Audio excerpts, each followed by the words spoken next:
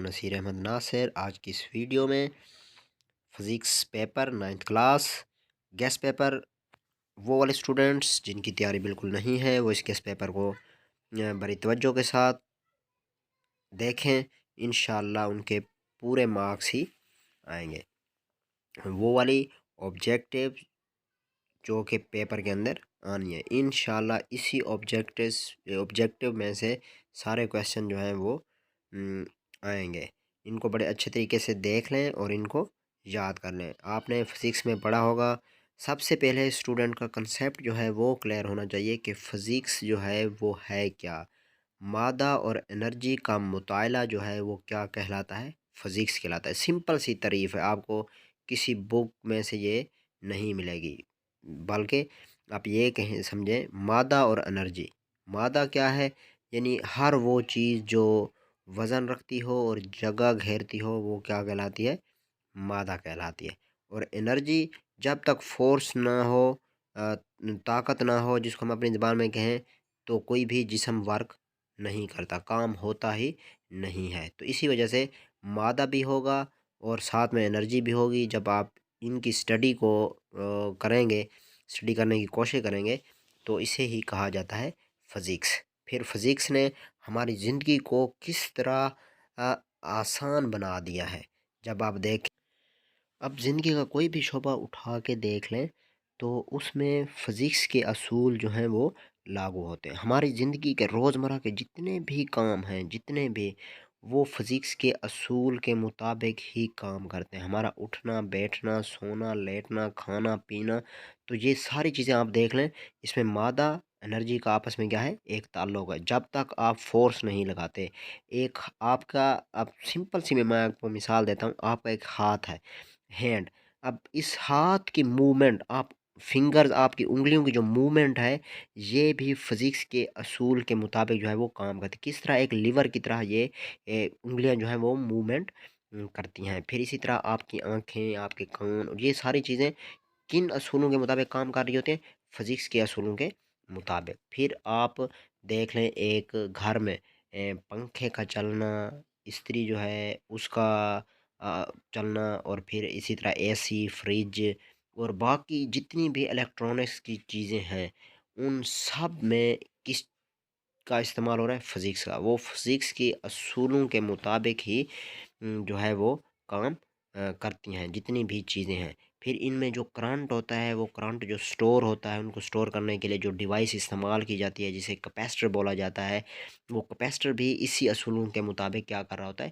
کام کر رہا ہوتا ہے۔ پھر آپ نے ٹرانسفارمر پڑھا ہوگا، جو کہ وولٹیج کو ٹرانسفارم کرتا ہے، یعنی ہائی وولٹیج کو لو وولٹیج میں وہ کیا کرے گا؟ ٹرانسفر کرے گا، کنورٹ کر دے گا، پھر آپ اسی کو یعنی استعمال کے قابل بنا دیتے ہیں۔ جس طرح آپ دیکھیں کہ ایک ہیوی وولٹیج والی جو لائن اپنا الیکٹرک لائن ہے، اس سے آپ ڈائریکٹ کنیکشن جو ہے وہ نہیں لے سکتے، اس پہ آپ کسی بھی الیکٹرانک ڈیوائس کو استعمال نہیں کر سکتے۔ اس کی وجہ یہ ہے کہ جو ہماری گھریلو استعمالات کی جو چیزیں ہوتی ہیں الیکٹرانکس کی، وہ 220 وولٹ کے اوپر، ایمپیر کے اوپر جو ہے وہ کیا کرتی ہیں؟ کام کرتی ہیں، اسی کے اوپر وہ چلتی ہیں۔ لیکن جب ہم ان کو وولٹیج جو ہے وہ ہیوی دیتے ہیں تو وہ فوراً کیا ہو جاتی ہیں؟ جل جاتی ہیں۔ تو یہ ساری جتنی بھی چیزیں میں نے آپ کو بتائیں، یہ کنسیپٹ بتایا اس کے بارے میں، تو ان کو بڑے آپ نے ڈیپلی جو ہے وہ کیا کرنا ہوتا ہے؟ اسٹڈی کرنا ہوتا ہے۔ پھر اسی طرح جب آپ کسی جسم کی موومنٹ دیکھتے ہیں کہ زمین جو ہے وہ کسی بھی چیز کو کشش شکل کرتی ہے، یعنی اپنی طرف کیا کرتی ہے؟ کشش کرتی ہے، کھینچتی ہے اپنی طرف۔ آپ نے نیوٹن کے یہاں پہ اصول پڑھے ہوں گے، فرسٹ لا اس کا کیا ہے، پھر سیکنڈ لا، پھر تھرڈ لا۔ وہ کہتا ہے کہ اگر کوئی چیز ساکن ہے تو وہ ہمیشہ ساکن حالت میں رہے گی، کبھی بھی حرکت نہیں کرے گی۔ میں آپ کو مثال دیتا ہوں، آپ کسی کمرے میں ایک ٹیبل کے اوپر ایک بک کو رکھ دیں، آپ 10 سال کے بعد اس کمرے میں دوبارہ آئیں، اس کمرے کو 10 سال تک آپ سمجھیں کہ آپ نے لاک لگا دے، 10 سال کے بعد آئیں تو وہ بک اسی جگہ پر ویسی کی ویسی پڑی رہے گی۔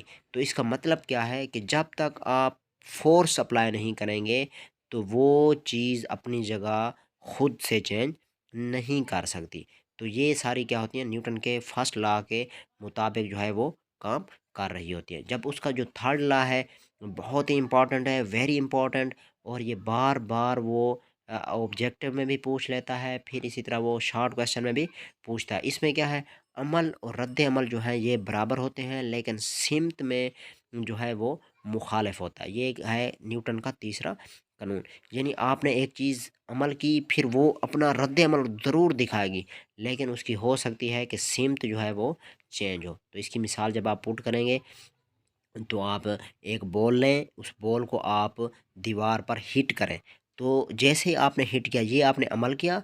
अब वही बॉल जब दीवार को हिट करके वापस आएगी, तो उसने अपना रद्द अमल दिखाना है। वो रद्द अमल तो उसी तरीके से ही होगा जिस तरह आपने अमल किया। अब रद्द अमल, अमल भी और रद्द अमल दोनों बराबर, मगर सिमत में अब ये ज़रूरी नहीं है कि वो बॉल जो है वो बिल्कुल आपके पास ही आएगी। अब उसकी सिमत जो है वो चेंज हो सकती है। फिर इसी तरह आप देखें, जो पेमाइश का निज़ाम है ये किस तरह इंट्रोड्यूस हुआ। फ़िज़िक्स में इसकी ज़रूरत को कब जो है वो देखा गया कि इसकी ज़रूरत है, पेमाइश का एक पूरा निज़ाम होना चाहिए। पेरिस के अंदर 1960 में बहुत बड़े जो बिजनेसमैन थे, उनके दरमियान एक क्या थी, कॉन्फ्रेंस। वहीं बैठ के उन्होंने फैसला किया कि कोई ऐसा निज़ाम मुरतब किया जाए जिसके मुताबिक हर लेन देन, चाहे आप कोई चीज़ सेल कर रहे हैं या आप कोई चीज़ परचेज़ कर रहे हैं, तो आपके पास एक क्वांटिटी हो उसकी, यानी मिकदार हो। आपको पता चले कितनी चीज़ आपने बाय किया है, कितनी चीज़ आपने सेल किया है, या किसी को आपने कितनी चीज़ दी है और उससे कितनी चीज़ आपने ली है। तो इस कंसेप्ट को बुनियाद बनाकर उन्होंने सिस्टम इंटरनेशनल, जिसे एसआई बोला जाता है, ये बनाया। फिर इसी से तबाई मिकदारें, माखूज़ मिकदारें, ये सारी चीज़ें इसी से ही वजूद में आई। यानी पहले आप लंबाई को देखेंगे कि इसकी लंबाई क्या है, फिर जब लंबाई आ जाती है, फिर उसी से आप यूनिट को अखज़ कर लेते हैं कि अब ये मीटर में है, ये सेंटीमीटर में है, ये इंच में है, ये मिलीमीटर में है। यानी उसी से आपने यूनिट को क्या किया, अखज़ किया। अब आप कहते हैं लंबाई ज़ार चौड़ाई, एरिया निकल गया, ठीक है। इसी तरह आप वॉल्यूम निकालते हैं, तो जब थ्री डिमेंशन हो जाती है तो वो किसी भी चीज़ का वॉल्यूम जो है वो आप फाइंड आउट कर लेते हैं। इसी तरह आप देखें, पेमाइश का जो पुराना निज़ाम था, तो उसमें तराजू जो था वो हैंड वाला तराजू जो था वो क्या था, इस्तेमाल होता है। जिसे जैसे आप ये समझ लें कि जमात इस्लामी का जो निशान है तराजू, ये था सबसे पहला जो एक तराजू जो कि मार्केट में आया। यानी हाथ से पकड़कर आप किसी भी वेट को बैलेंस करते थे इक्विलिब्रियम पोजीशन में कि कितना वेट आपको चाहिए। और उसके बाद फिर ये तरक्की करता करता आज आपके सामने डिजिटल जो बैलेंस हैं वो आपके सामने क्या है, मौजूद हैं। आप किसी शॉप पे जाते हैं तो उसमें एक कैलकुलेटर की तरह आपके सामने ऑटोमेटिक जो है वो चीज़ें मौजूद हैं। वहाँ पे आपने सिर्फ प्राइस को जो है वो मेंशन करना होता है और बाकी चीज़ें आपके सामने वाज़ेह हो जाती हैं। और इसी तरह जब आप मूवमेंट की बात करते हैं, आप मोशन की बात करते हैं, तो ये सारी चीज़ें फ़िज़िक्स के असूलों के मुताबिक और फ़िज़िक्स को अप्लाई होते हुए ये चीज़ें अख़ज़ जो है वो की जाती हैं। अब जब जब आप इक्विलिब्रियम की बात करेंगे, यूनिफ़ॉर्म की बात करेंगे, तो कोई भी जिस्म या कोई भी मादा जो है वो रेस्ट पोज़ीशन में होगा, उसकी वेलोसिटी जो है वो क्या होगी, बिल्कुल ज़ीरो होगी। जब आप प्लम्ब लाइन की बात करेंगे, बहुत ही इम्पोर्टेंट ये क्वेश्चन है। आप इसे कहें कि जब वो एक मिस्त्री जब दीवार बना रहा होता है, तो वो प्लम्ब लाइन को, जिसको लट्टू बोला जाता है, वो उसी की मदद से उस दीवार का लेवल जो है उसको क्या करता है, चेक करता है। फिर आप GPS system, global positioning system जो है, ये आप मोबाइल पे भी देखें तो उस पे भी होती है। ये लोकेशन के बारे में बताता है कि इस टाइम आपकी करंट लोकेशन जो है वो क्या है, क्या नहीं है। फिर इसी तरह mechanical energy, heat energy, kinetic energy, फिर पोटेंशियल एनर्जी। यानी पोटेंशियल एनर्जी पोजीशन से है कि आप किस पोजीशन में हैं, किस पोजीशन में आप एनर्जी को यूटिलाइज़ करना चाहते हैं। फिर इसी तरह आप सोलर को देख लें। अब सोलर सिस्टम से आप किस तरह एक एनर्जी जो है वो पैदा करते हैं और फिर उसी एनर्जी को आप इलेक्ट्रिकल एनर्जी में क्या कर देते हैं, चेंज कर देते हैं। फिर इसके इस्तेमाल के लिए जो चीज़ें इस्तेमाल होती हैं वो आपके सामने हैं।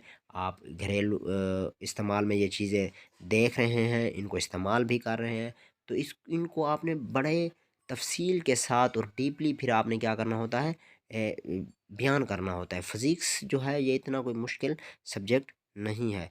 बस स्टूडेंट का कंसेप्ट जो है वो क्लियर हो, उसे ये पता हो कि 2 स्केल कौन से। अब आपको फ़ारेनहाइट स्केल और केल्विन स्केल के बारे में पूछा जाता है कि इंसान का जो टेम्परेचर है बॉडी का वो 37 डिग्री सेंटीग्रेड के ऊपर जो है वो सेल्सियस के ऊपर क्या होता है बिल्कुल नॉर्मल, और 98 फ़ारेनहाइट के ऊपर भी क्या होता है नॉर्मल। इससे ऊपर या नीचे हो तो फिर वो आपको क्या होता है बुखार जो है वो फील होता है, यानी इससे ऊपर जब हो।